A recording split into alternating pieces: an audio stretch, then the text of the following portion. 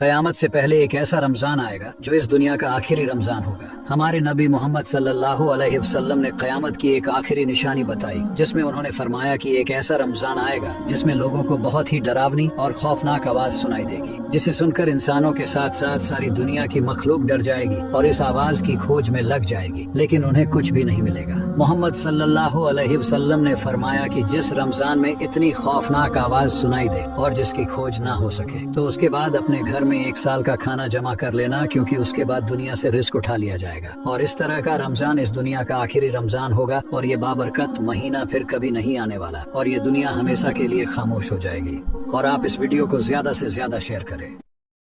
15 شعبان کی رات، شب قدر، قدر کی رات، عید الفطر کی رات، یہ وہ راتیں ہیں جو پہلی امتوں کو اللہ نے نہیں عطا فرمائی، اور یہ 15 شعبان کی رات ہے کہ اس میں اللہ کے نبی نے فرمایا کہ اللہ تعالیٰ اپنے بندوں پہ نظر فرماتا ہے، اور بنو کلب کی بھیڑوں کے جسم پر بال ہیں، اتنے لوگوں کی اللہ بخشش فرماتا ہے۔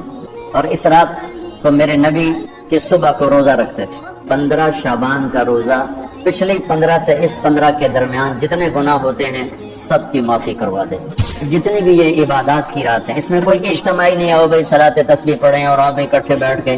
ذکر کریں، اکیلا انفرادی عبادت ہے، مسجد میں نہیں، گھر میں، اپنے گھروں کو مسجد بناؤ، اور پھر اس میں بہترین بندگی ہے توبہ۔